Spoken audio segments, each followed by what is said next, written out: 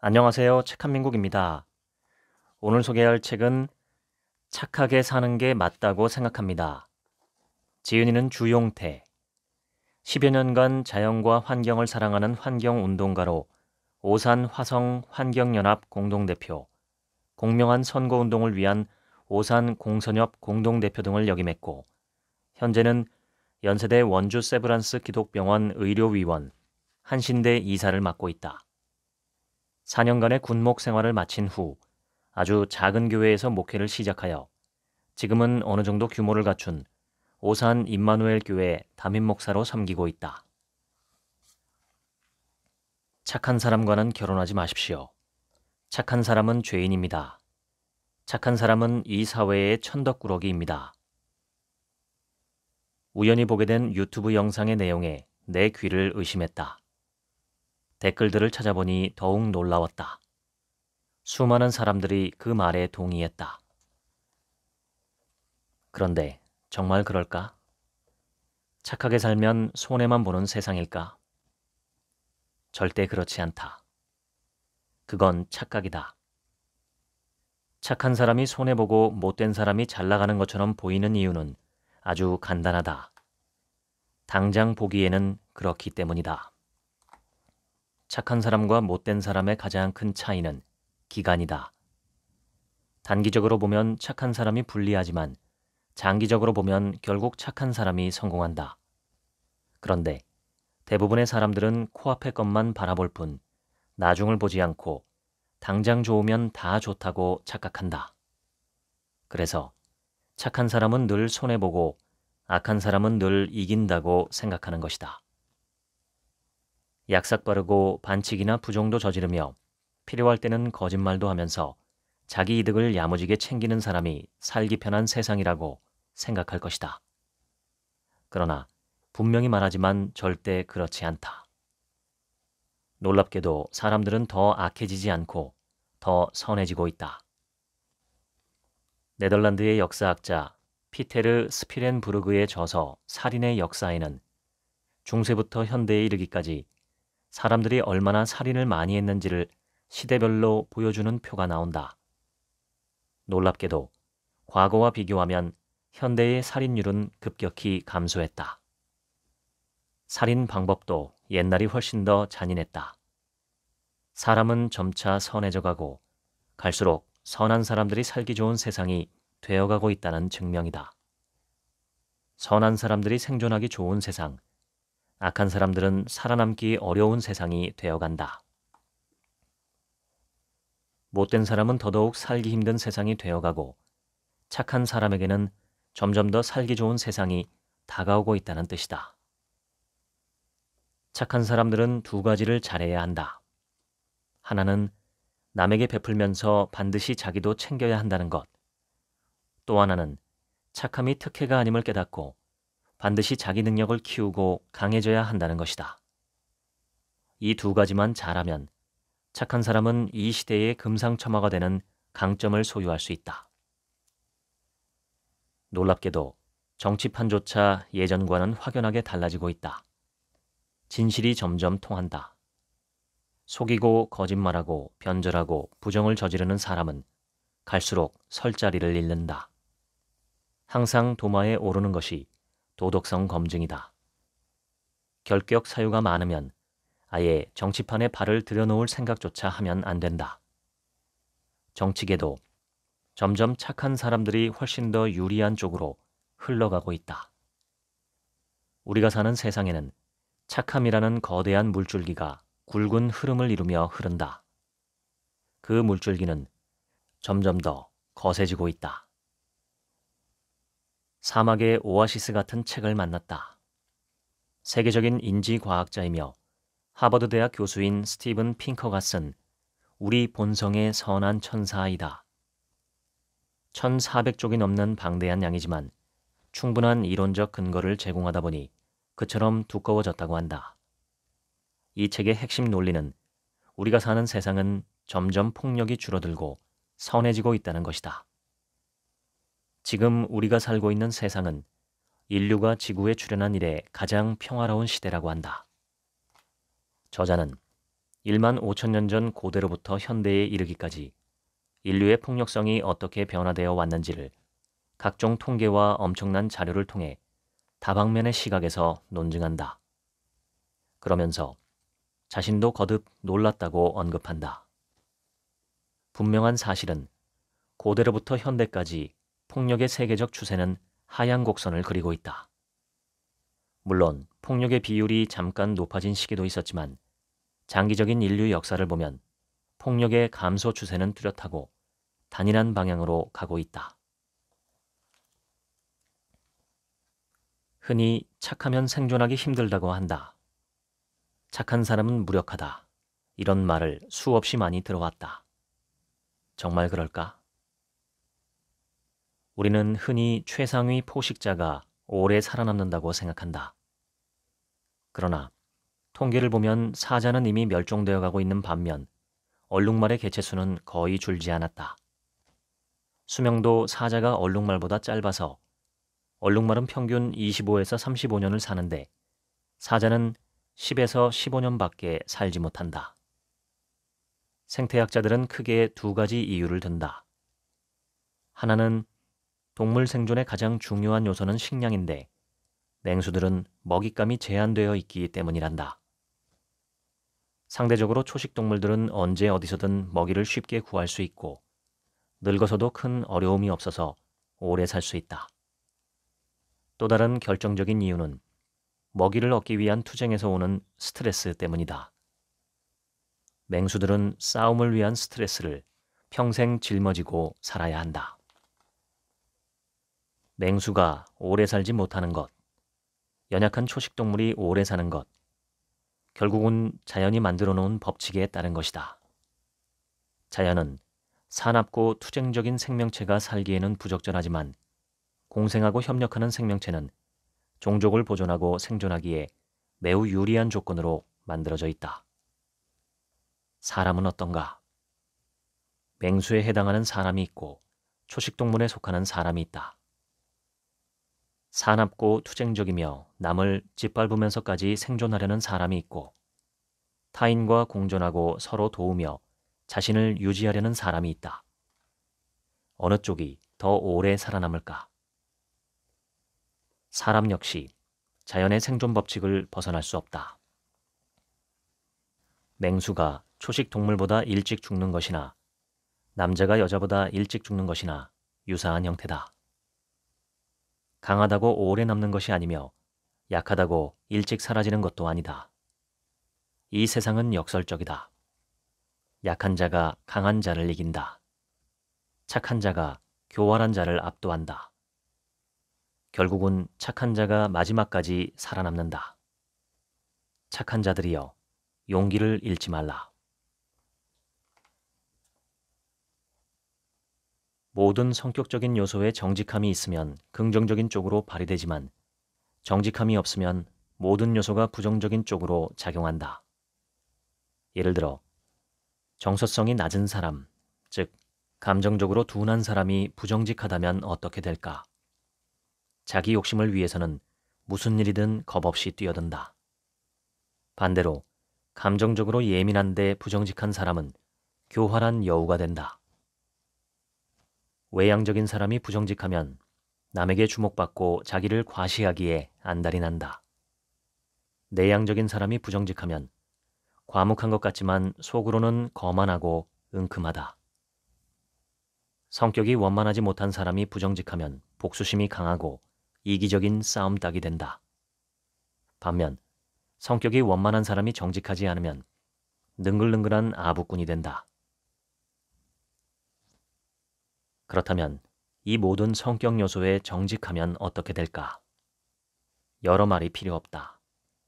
위와는 반대로 긍정적 요소가 대폭 늘어나기 때문이다. 그러므로 그 사람이 어떤 성격인지보다 훨씬 더 중요한 것은 그 사람이 정직한지 아닌지이다. 세상에는 네 종류의 사람이 있다. 능력 있고 정직한 사람, 능력이 있고 못된 사람, 능력 없고 정직한 사람, 능력 없고 못된 사람이다. 누가 가장 나쁜 사람일까? 능력 있고 못된 사람이다. 이런 사람은 자기가 가진 능력을 못된 쪽으로 사용한다. 우리는 인생 전체를 바라보아야 한다. 정직함은 삶의 탁월한 플러스 요인이다.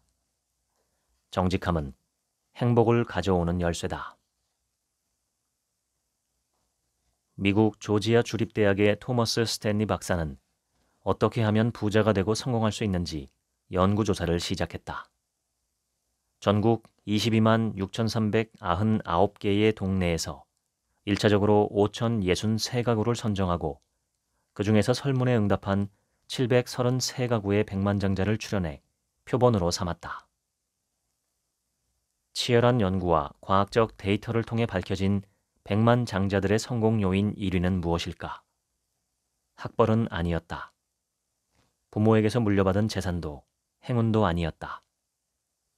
백만장자들의 성공 요인 1위는 정직이었다. 자기관리도 공동 1위로 나타났다. 정직이 성공 요인 1위가 될 수 있는 이유는 간단하다. 사람들이 정직한 사람을 좋아하기 때문이다. 왜 정직한 사람을 좋아할까? 그들과 함께하면 결코 손해볼 일이 없다는 확고한 믿음이 있기 때문이다.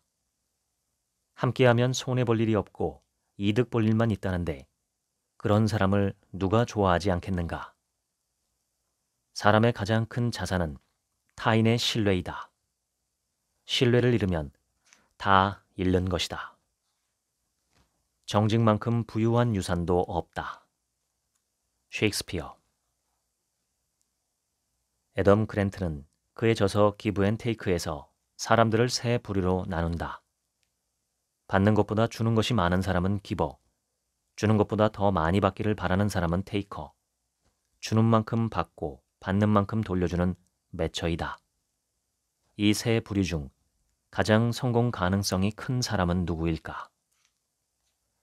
단기적으로는 테이커가 유리할지 몰라도 장기적으로는 기버가 승리한다. 주는 것은 일순간은 위험을 동반하지만 결국 강력한 힘을 발휘한다. 주는 것은 100m 달리기에는 쓸모없지만 마라톤에서는 진가를 발휘한다. 이러한 패턴은 어떤 직업군에서든지 전반적으로 나타났다. 남에게 베푸는 사람이 성공에 유리하다는 사실이 사회과학적, 실증적으로 여러 연구와 통계를 통해 명확하게 밝혀진 것이다. 사람들은 선행에 목말라 있다. 남에게 베푸는 사람, 남을 위해 자신을 희생하는 삶에 대해서 굶주려 있다는 이야기이다. 대중은 선함에 매료된다.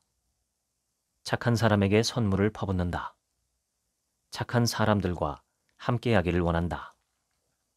그만큼 선행을 좋아한다는 말이다. 우유부단하고 무기력함을 착함으로 왜곡해서는 안 된다. 나는 착한 사람이 어떤 사람인지 나름으로 정리했다. 바르고 상냥하고 온화하고 모나지 않고 정직하고 남에게 유익을 주기를 좋아하고 대체적으로 수용적인 사람. 착한 건 분명 좋은 것인데 왜 착한 사람이 비난받는지, 착한데 왜 불행한지 여러 이유와 요인이 있을 수 있지만 두 가지로 요약했다. 하나는 분별력이고 다른 하나는 능력이다. 착한 사람이 지닌 모든 문제의 핵심이 여기에 있다. 둘 중 하나가 부족하거나 혹은 둘 다 부족해서 생기는 일이다. 착하지만 가족이나 자신을 챙기지 못한다? 분별력이 없어서이다. 착하지만 일 처리가 늦다? 능력이 부족해서이다. 착하지만 남에게 이용만 당하면 분별력이 없는 것이고 착하지만 무력하면 능력이 부족한 것이다. 그래서 분별력과 능력을 키우면 착한 사람의 문제는 거의 다 해결된다. 성공한 기버는 자신을 보호하고 자기 이익을 지키면서 남을 도와주었던 사람인 반면 실패한 기버는 자신을 지키지 않고 남에게 베풀기만 했던 사람들이었다. 분별력이 있느냐 없느냐의 차이라 하겠다. 기번은 착한 사람들을 말한다. 분별력 있는 착한 사람은 크게 성공했고 분별력이 떨어지는 착한 사람은 성공하지 못했다. 엘은 평범한 40대 여성이다. 남편과 두 아이와 함께하는 겉보기에는 아무 문제가 없는 가정이다. 그러나 부부는 이미 이혼을 약속한 상태이다. 갸름한 얼굴에 순진하고 착해 보이는 엘은 누구에게나 친절하고 정숙했다. 살림도 잘했다. 그런데 어느 때부터인가 간혹 밤늦게 귀가하고는 했다. 엘은 단호했다. 집도 남편도 자식도 다 없어도 된다고 했다. 집에 혼자 있으면서 외간 남자와 채팅하다가 바람이 난 것이다. 며칠 후면 둘이 해외로 떠난다고 한다. 우리 주변에는 이렇듯 겉과 속이 아주 다른 사람들이 꽤 많다. 겉으로는 착한 척하지만 착하지 않다. 진실한 것처럼 행동하지만 그렇지 않다. 정직한 것처럼 말하지만 실상은 거짓말투성이이다. 남을 돕는 것 같지만 사실은 그것을 미끼로 자기 사욕을 챙긴다. 깨끗한 것 같지만 은근슬쩍 부정을 저지른다. 위선자, 이중인격이다. 이런 부류는 어디서나 쉽게 찾아볼 수 있지만 사회복지단체, NGO 단체, 특히 교회나 성당, 법당 같은 종교 모임에 많이 있다. 가장 위험한 부류가 바로 종교 지도자이다. 그래서 종교 지도자들의 최대 과제는 위선에 빠지지 않는 것이다. 내가 어렸을 때 어머니는 집 근처 부대에서 일하셨다. 헌병대에서 군인들의 밥을 해주고 그 대가로 저녁이 되면 병사들이 먹고 남은 밥을 큰 비닐봉지에 담아 집으로 가져오는 것이다. 그때쯤 되면 동네 사람들이 우리 집에 몰려온다. 그 밥을 사려고 말이다.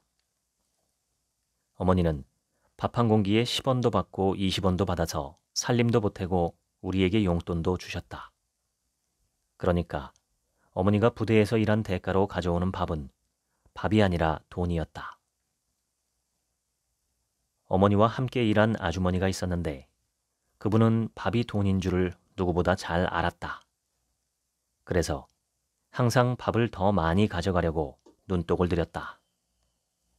그러면 어머니는 비닐 둘을 펼쳐놓고 남은 밥을 한 공기씩 퍼서 공평하게 둘로 나눈다. 누가 봐도 어느 쪽이 더 많은지 모를 정도로 정확하게 나눈다. 다 나누고 나서 어머니 쪽에 있는 밥을 한 공기 듬뿍 퍼서 아주머니 밥에 올려준다. 아주머니는 사양하는 척하면서도 매우 기뻐하며 결국 다 가지고 갔단다. 두 분은 10년을 함께 일했어도 한 번도 다투지 않았다. 아주머니는 어머니와 헤어지고 나서도 우리 집에 여러 번 찾아왔다. 이것이 바로 착한 사람의 삶의 방식이다. 많이 가져야만 좋은 것이 아니다. 내 것을 듬뿍 떠서 남에게 안겨줄 때 거기서 얻는 행복감이야말로 돈 주고도 살 수 없는 귀한 것이다. 가을이 되면 다람쥐들은 겨울 준비를 한다. 열심히 도토리를 주워 여기저기 땅을 파고 묻어둔다. 하지만 도토리를 묻어놓은 장소를 다 기억하지 못해서 일부는 찾아서 먹고 일부는 그냥 잃어버리고 만다. 그렇다고 다람쥐를 바보 취급하면 안 된다. 찾지 못한 도토리들은 싹을 틔워 나무로 성장하고 얼마 후에는 거기서 또 도토리가 열리기 때문이다. 손해 갔지만 도리어 큰 이익으로 돌아온다. 착한 사람들의 인생도 이와 같다. 당장은 바보 같고 손해 같은 일들이 나중에 보면 큰 이익이 되고 생각지도 않은 엄청난 혜택을 지속적으로 누리게 된다. 한국요리공업의 설립자 최태섭 회장은 젊은 시절 만주 일대에서 수거한 콩을 대량 구매하여 중국인들에게 소매로 판매했다.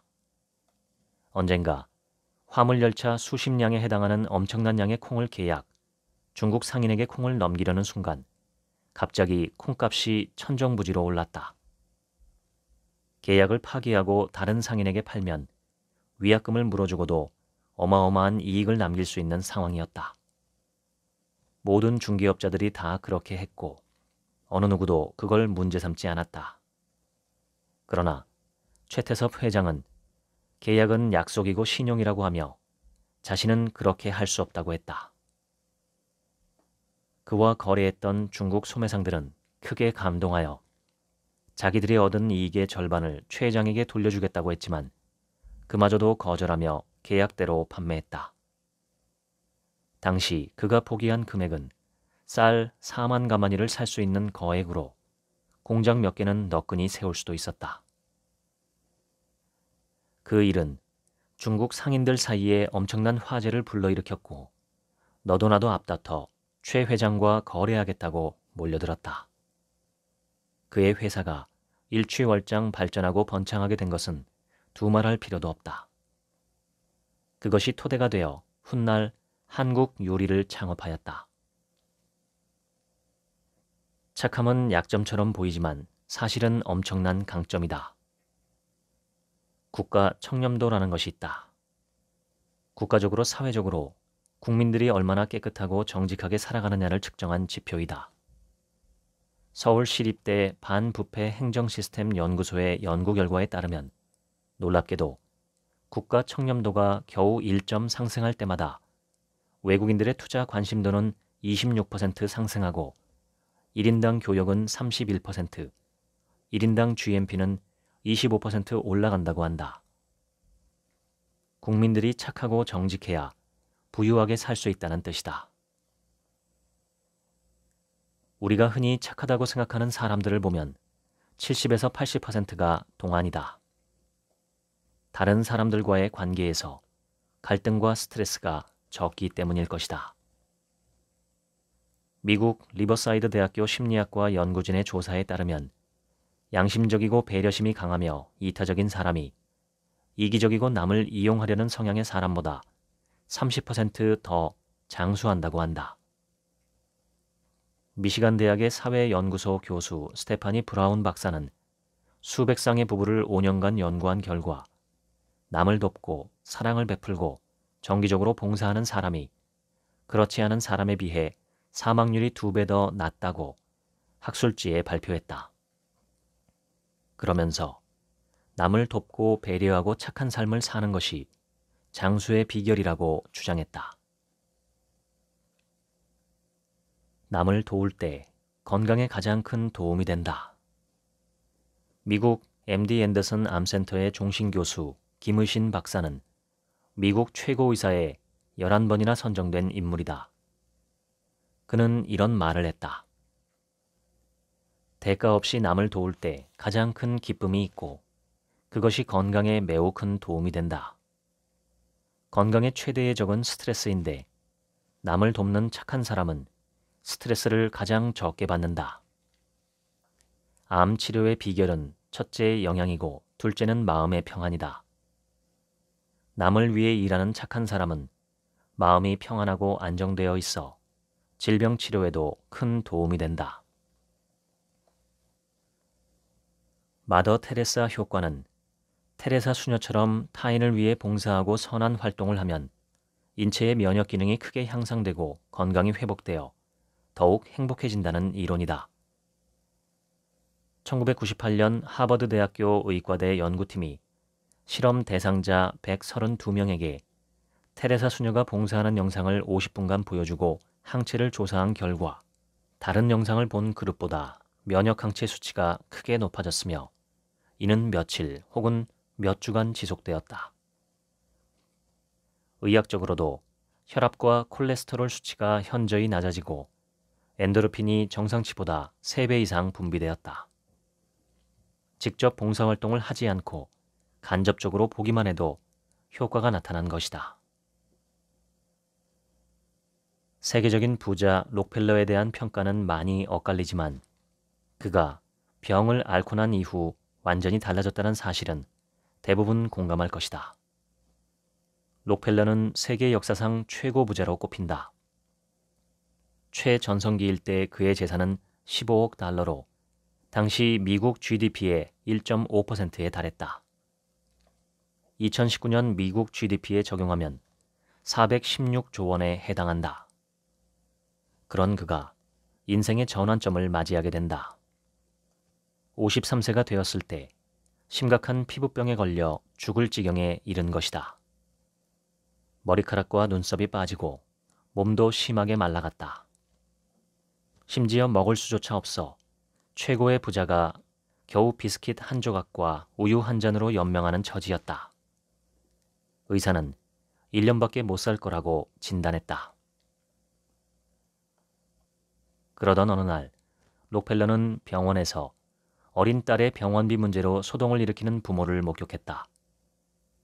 록펠러는 비서를 시켜 남몰래 아이 병원비를 지불했고 나중에 그 아이가 기적적으로 회복되었다는 소식을 듣는다.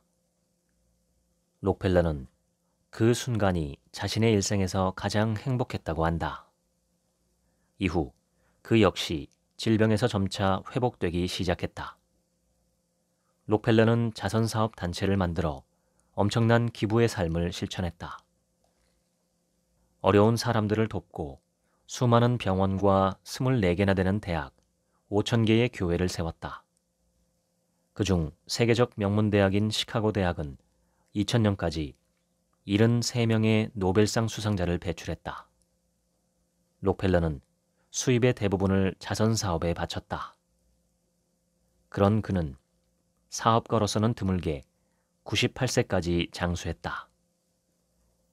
53세에 죽을 사람이 98세까지 산 것이다. 그럴 수 있었던 요인은 무엇일까? 남을 위해서 일하고 베푸는 삶, 선한 인생을 살았기 때문이다. 그는 인생을 마감하는 자리에서 이렇게 말했다. 삶이 이렇게 행복한 줄 미처 몰랐습니다. 나의 인생 후반은 정말 평안하고 행복한 시간이었습니다. 평안하고 행복하기를 원하는가? 그렇다면 지금부터라도 착한 사람의 길을 걸어라. 착한 사람은 단순할 수밖에 없다. 착하니까 그렇다. 그 단순함이 가장 큰 강점 중 하나다. 단순함은 힘이 있다. 단순함은 명료하고 편안하다. 단순함은 깨끗하다. 단순함은 행복하다. 단순함이 최고다. 단순함은 돋보기의 렌즈와 같이 힘을 모은다. 정말 물이 깊으면 수면이 잔잔하다. 정말 실력이 있으면 쉽게 가라친다. 정말 맛있는 음식은 담백하다. 정말 믿음이 깊어지면 단순해진다. 정말 깊은 진리는 지극히 평범하다. 정말 행복한 삶은 가장 일상적인 삶이다. 은혜를 모르는 것은 근본적인 결함이다. 그렇기에 은혜를 모르는 사람은 삶이라는 영역에서 무능한 자라 할 수 있다. 타인의 은혜에 감사할 줄 아는 마음은 건실한 인간의 첫 번째 조건이다. 괴테. 새 속에 많이 물든 사람들이 착각하는 것이 있다. 착한 사람을 바보 취급하는 것이다. 착한 사람은 바보가 아니다. 바보처럼 보일 뿐이다. 일부러 바보처럼 사는 위대한 사람도 있다. 나는 그런 사람을 존경한다. 그런 사람은 심지어 자기가 바보 취급받는 것조차 대수롭지 않게 여기며 자기 일에만 전심전력한다. 바보 의사 장기려 박사의 이야기는 초등학교 교과서에도 나온다. 북한에서 김일성을 수술했을 정도로 의술이 뛰어났으며 사회에서 대단한 명성과 지위를 인정받은 의사였다. 6.25가 발발하자 북에 가족을 남기고 오직 차남과 함께 남한으로 피난하여 부산에 자리 잡은 그는 피난민들을 위한 복음병원을 세우고 어려운 사람들에게는 무료로 의술을 펼친다. 그에 대한 감동적인 일화는 매우 많다. 길을 가다가 적선을 요청한 거리를 그냥 지나치지 못한 장 박사는 주머니를 뒤졌으나 현금이 없었다. 그러자 병원에서 한 달 봉급으로 받은 수표 한 장을 거린에게 건네주었다. 수표를 현금으로 바꾸려 은행에 간 거린을 수상히 여긴 직원이 경찰에 신고하는 바람에 거린이 잡혀가는 일도 있었다. 치료받은 환자가 병원비를 내지 못하면 자신의 급여를 가불해 대신 내주기도 했다. 나중에 병원에서 그것을 알고 그렇게 하지 못하도록 막자 밤에 몰래 병원 뒷문을 열어주고 환자가 도망가도록 했다. 그는 시장에서 상인들이 바가지 씌우는 것을 알면서도 그보다 더 비싼 값을 주고 물건을 샀다. 보다 못한 사람들이 일러주었다. 그래서 박사님이 바보 소리를 듣는 것입니다. 장 박사는 그런 말에 전혀 개의치 않았다. 나라도 그렇게 해야 그 사람이 깨닫고 겁이 나서 나중에라도 그런 일을 멈추지 않을까요? 그는 남한에 온 후에도 평생 제가하지 않고 혼자 살았다. 훗날 남북 이산가족 상봉 때는 정부가 계획적으로 특별 상봉을 제안했는데 자기만 특혜를 받을 수 없다며 거절했다. 그가 연로했을 때 제자들이 장기려 흉상을 만들려고 계획했는데 그들을 향해 내 흉상을 만드는 자는 지옥에나 떨어져라 라고 말해서 엄두도 못 냈다고 한다. 이분의 미담을 나열하면 끝이 없다. 그는 정말 바보인가? 세속적인 사람이라면 그렇게 말할지도 모르겠다. 그러나 건강한 정신을 지닌 사람이라면 결코 그렇게 생각하지 않을 것이다. 얼마나 위대한 사람인가. 그래서 그를 한국의 슈바이처라고 부르기도 한다. 겉보기에 일순간 이익인 듯한 것에 속지 말라. 겉보기에는 이기적이어야 자신에게 유리해 보인다. 자기중심적이고 이해타산적인 것이 더 소득이 커 보이지만 결코 그렇지 않다. 겉보기에 좋은 것에 속지 말아야 한다. 착한 삶이 유리하다는 사실을 아는 것은 대단한 지혜이다. 대부분은 이를 잘 모른다. 정확히 말하면 알고는 있지만 진실로 동의하지는 않는다. 그러나 정말 그렇게 알고 확신하는 사람은 관계의 심오한 비밀의 세계를 이미 정복한 사람이다. 나는 관계에 있어서 손해보는 것을 두려워하지 않는다. 정도와 사안에 따라 다를 수는 있지만 기본적으로 누구에게든지 약간은 손해보며 사는 것이 좋다고 생각한다. 밥을 사도 항상 더 많이 산다. 부조를 해도 항상 더 많이 하려 한다. 손해보는 것은 내가 관계의 채권자가 되는 것이다. 그러니까 내가 항상 주도권을 가진다. 무슨 결정을 내리든 내 의견이 많이 반영된다. 손해보는 것 이상의 득을 보는 것이다. 부작용과 불협화음이 생기는 이유는 내가 손해를 끼친 사람이 많기 때문이다. 손해를 본 사람은 기회만 있으면 안 갚음하려 한다. 그때는 예상치 못한 큰 시련에 시달리게 된다. 착한 사람들이 저지르는 범죄 중 정말 위험한 것은 은밀하게 악을 행하는 경우다. 그것이 확대되면 이중인격자가 되는 것이다. 착한 사람이 위선자가 되지 않으려면 어떻게 해야 할까? 우선 착한 것에 너무 집착하지 말아야 한다. 모리 슈워츠 교수의 말을 기억하자. 우리는 항상 좋은 사람인 척할 필요는 없다. 좋은 사람인 때가 많은 것만으로도 충분하다. 작은 이득을 욕심내지 말아야 한다. 사소한 거짓말이라도 쉽게 하지 말아야 한다. 1년에 몇 시간을 봉사한 사람이 가장 성과가 좋고 만족도가 높았을까? 호주에서 60대 중반 2,000명을 대상으로 조사한 결과 봉사 시간이 연간 100에서 800시간인 사람들의 만족도나 성과가 가장 높았다. 100시간 이하로 봉사해도 큰 이점이 없었고 심지어 800시간 넘게 봉사하면 오히려 일의 성과나 만족감, 행복감이 줄었다. 여기에서 100시간의 법칙이 나온다. 일주일에 2시간씩 1년간 봉사하면 100시간이다. 이 100시간의 봉사가 가장 능률이 좋고 행복감, 자부심, 만족도가 높다는 것이다. 무조건 많이 봉사하고 희생한다고 해서 좋은 것이 아니라는 뜻이다. 봉사도 자신을 보살피면서 적절히 해야 가장 좋은 성과를 내며 만족도 높은 봉사가 될 수 있다. 이것이 이기적 이타주의이다. 착한 사람들은 이기적 이타주의자 혹은 이타적 이기주의자가 되어야 한다. 무조건 베풀기만 해서는 안 된다. 사람은 이타적이어야 이기적이 될 수 있다. 남을 돕는 것은 사실은 자기를 돕는 것이다. 심리학자들은 이를 돕는 사람의 희열이라고 한다. 연구조사 결과 자원봉사를 1년 이상 한 사람은 우울증에 걸릴 확률이 매우 낮았고 행복감, 삶의 만족도, 자신감 등이 뛰어났으며 수명도 더 길었다. 긍정경제학의 저자 자크 아탈리는 오늘날 세계 위기를 풀 열쇠는 이기적 이타주의라고 했다. 세계 위기뿐 아니라 인간 삶의 모든 영역에서 문제를 해결하는 열쇠가 바로 이기적 이타주의가 아닐까? 모두를 살리는 길이 모두가 사는 길이다. 거짓말하는 착한 사람들이라는 책에 나오는 이야기이다.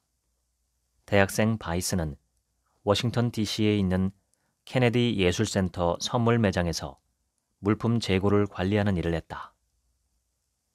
300명이 넘는 자원봉사자들이 헌신적으로 봉사하는 이곳의 1년 매출액은 40만 달러가 넘었다. 그런데 해마다 무려 15만 달러가 넘는 현금과 물건이 어디론가 새어나가는 것이다. 바이스는 도둑을 잡아야겠다고 생각했다. 사설 탐정을 고용하고 함정 수사를 한 결과 자원봉사자들이 현금 상자에서 돈을 빼돌리고 물건을 훔치고 있었다는 사실이 밝혀졌다. 예술을 사랑하고 남을 위해 봉사하는 다수의 착한 사람들이 범죄를 저지른 것이다.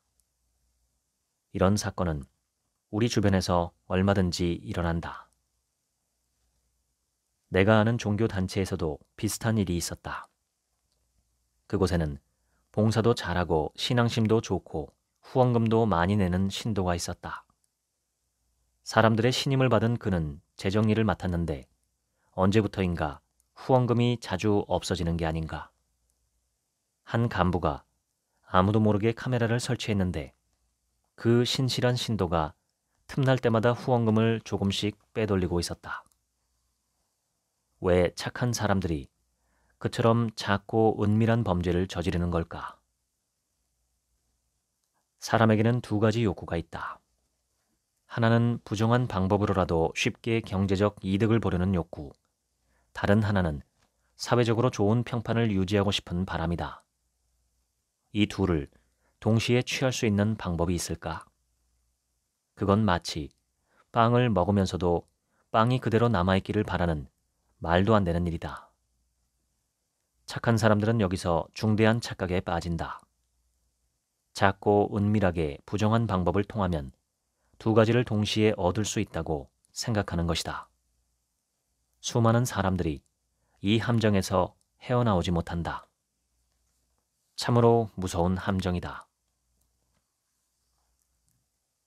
다윗과 골리앗의 이야기를 모르는 사람은 거의 없다.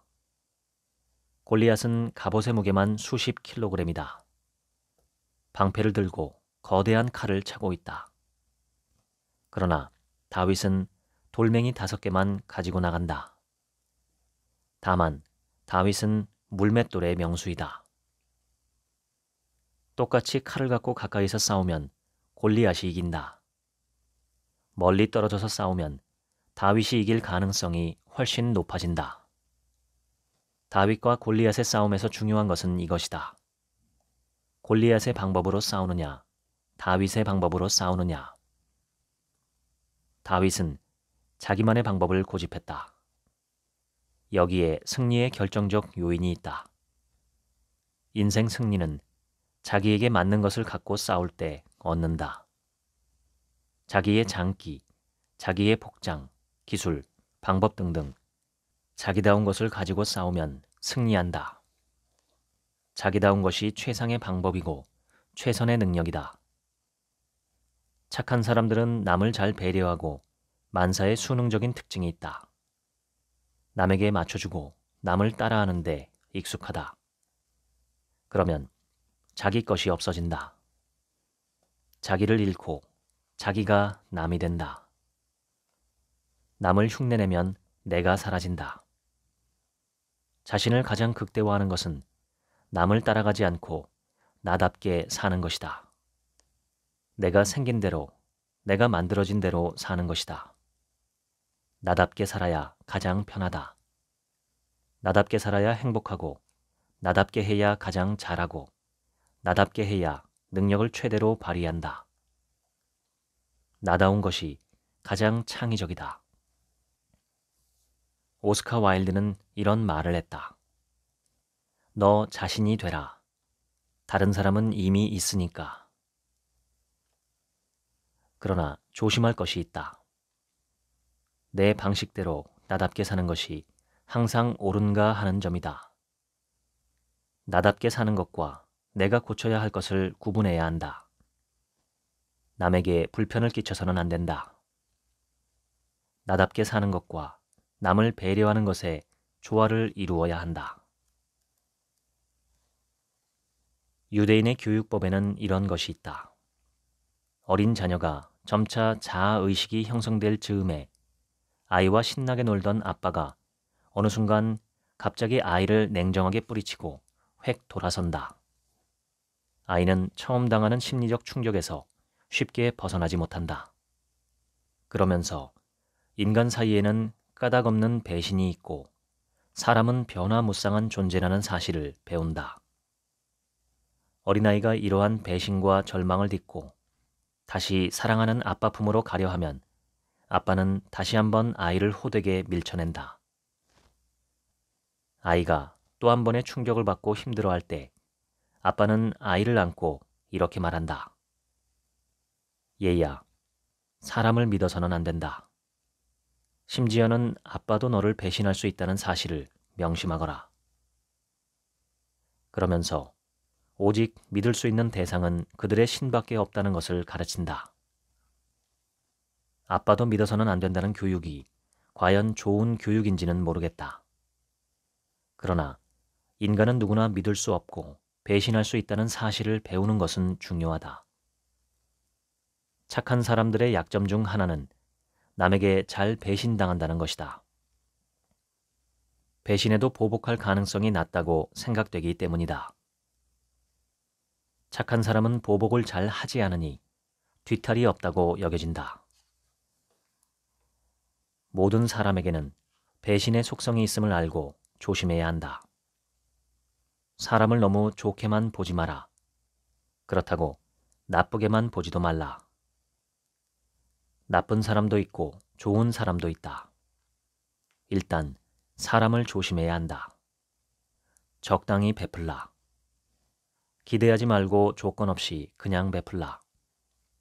기대하지 않으면 배신과는 상관없어진다. 사람은 기대할 대상이 아니다. 누구든 언제든 배신자가 될 수 있다.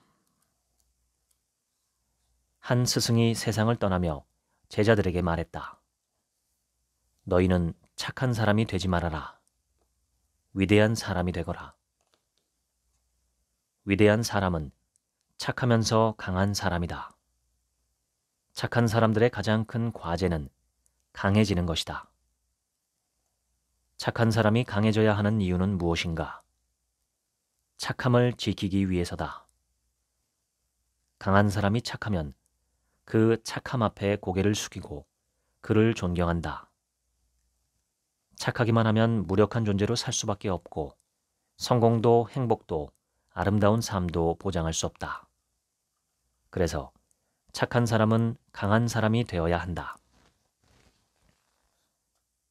착한 사람이 강해지는 비결 중에 강력하게 권하고 싶은 것이 체력 강화다.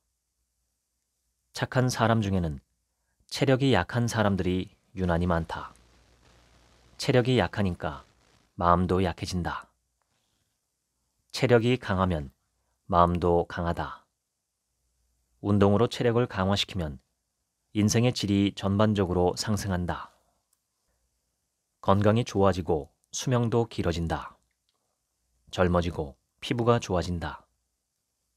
몸매의 균형이 잡히니 다이어트는 말할 필요가 없다. 온갖 질병을 예방하고 치료한다. 운동도 단계가 있다. 나는 처음 2, 3년은 걷기와 뛰기를 주로 했다.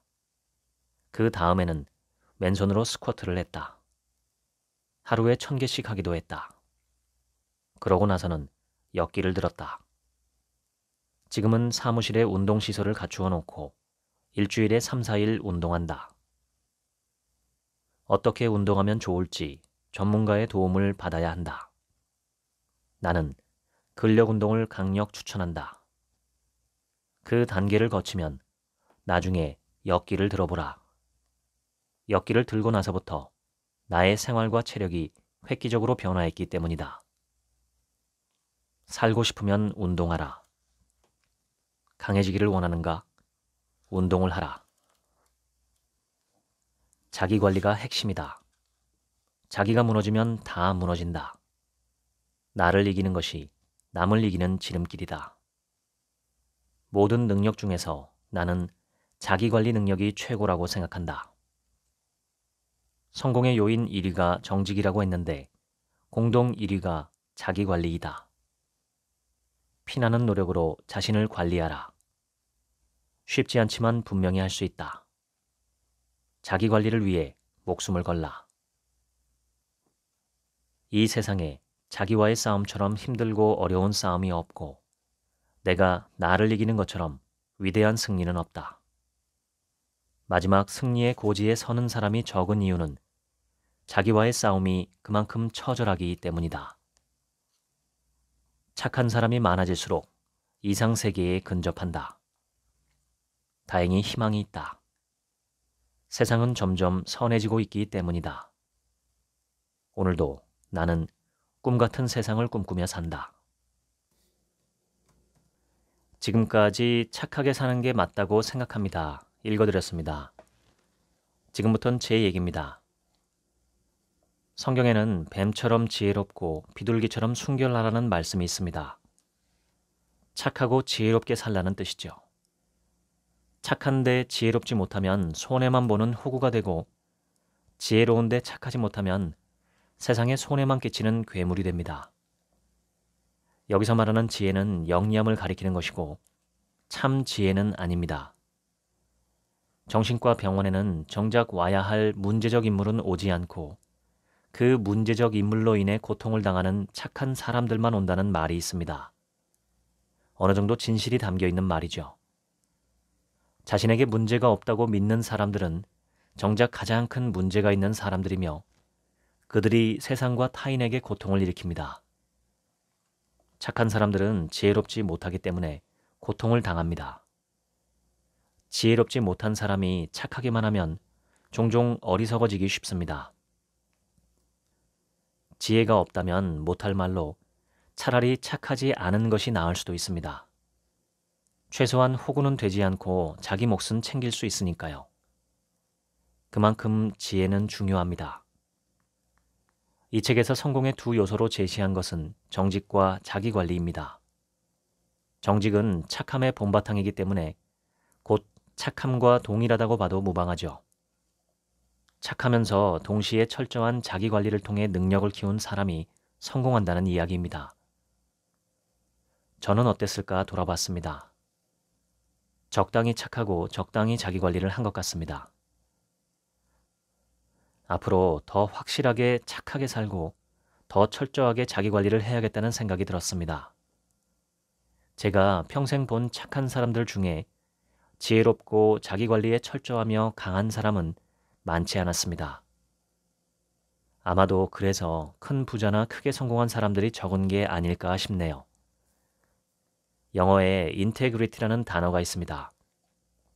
진실성 혹은 온전함이란 뜻입니다.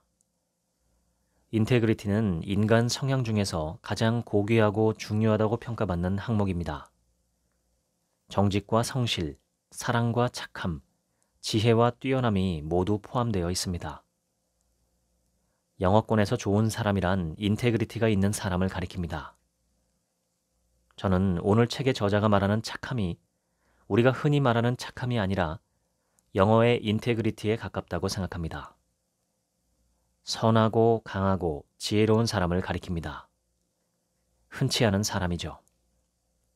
착함의 나무로 보자면 줄기가 무성하고 꽃이 만발하고 많은 열매를 맺은 상태입니다. 그러지 못한 대부분의 착한 사람들은 땅속 씨앗의 상태이거나 겨우 싹을 틔운 모습이라고 봐야겠죠. 착함과 지혜는 배움과 익힘 두 단계로 성장한다고 생각합니다. 일단 어떤 선택이 착하고 지혜로운 것인지 알아야 하고 그걸 모르면 배워야 하고 행동으로 옮겨 연습해야 합니다. 그러면 착함과 지혜가 점점 커집니다. 이때 조심해야 할 것은 손해볼 것 같은 느낌입니다. 저자가 말한 대로 착한 사람은 단기적으로 작은 손해를 보고 장기적으로 큰 이익을 봅니다. 최근에 제가 겪은 작은 일 하나를 소개합니다. 저는 2년 전에 모 출판사와 출판 계약을 맺었습니다. 계약금은 없었지만 서면으로 작성된 계약서를 갖고 있습니다. 언제가 되었든 저의 첫 책은 그 출판사에서 출간될 예정입니다. 그렇게 하기로 계약했으니까요. 그런데 올해 초부터 저는 1인 출판을 준비하고 있습니다. 1인 출판이란 쉽게 말해 직원이 사장 한 명뿐인 출판사를 말합니다. 요즘은 워낙 출판 업무의 디지털화와 외주화가 잘 되어 있어서 우리나라에 현재 등록된 1인 출판사만 수만 개가 넘습니다. 그런데 제가 책을 쓸 예정이고 1인 출판도 시작할 거라는 얘기를 들은 주변 지인들이 종종 기존 계약을 파기하고 제가 시작할 1인 출판사에서 제 책을 내라고 권유를 할 때가 있습니다.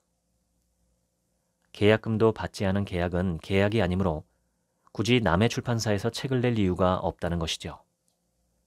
이 조언대로 먼저 저와 계약한 출판사의 양해를 구하고 그냥 제가 세울 1인 출판사에서 책을 내면 수익 면에서 3배 이상 차이가 납니다. 물론 어디까지나 어느 정도 책이 판매될 상황을 가정한다면 말입니다. 저자의 인세는 보통 10%이고 책 판매가 나쁘지 않다는 가정하에 계산하면 출판사의 이익은 30%가 넘습니다. 가능성은 희박하지만 만약 책이 잘 팔리기라도 하면 금액 차이는 훨씬 더 커집니다. 책이 잘 팔릴 것으로 예상된다면 계약금을 건 계약이라 하더라도 계약금을 2배로 물어주는 위약금을 주고 제 출판사에서 책을 내는 게 금전적으로 훨씬 이익이고 법적으로도 문제가 없으며 다들 그렇게 한다고 합니다. 그런데 저는 애초에 그런 생각을 하지 않았고 지금도 생각에 변함이 없습니다. 이유는 아주 단순합니다. 계약금이 없는 계약이라도 내가 한 약속이므로 천재지변 같은 불가피한 사정 변경이 없는 한 지키는 게 당연하다고 믿기 때문입니다. 두 번째 책은 제가 세울 1인 출판사에서 낼 수도 있겠지만 첫 번째 책은 이미 계약을 했으니 물리고 싶지 않습니다. 이 책에 나온 한국유리 창업주 최태섭 회장의 이야기를 들으니 그렇게 하는 게 올바르고 이익도 더 크게 보는 길이란 확신이 듭니다. 비즈니스는 물론이고 인생에서도 신뢰는 가장 귀한 것이니까요. 아주 작은 경험이지만 저는 선택을 했고 앞으로도 그렇게 선택할 것입니다. 착해지기 위해서가 아니라 그렇게 하는 게 삶이 복잡하지 않고 제 속도 편하기 때문입니다. 제 자랑처럼 되어버려서 죄송하지만 사실 이건 자랑이라고 할 수도 없는 작은 일입니다. 훨씬 더 크게 착하고 지혜로운 선택을 하면서 사는 분들도 적지 않다는 걸 잘 알고 있습니다. 저는 그분들 덕분에 이 세상이 망하지 않고 점점 발전한다고 믿습니다.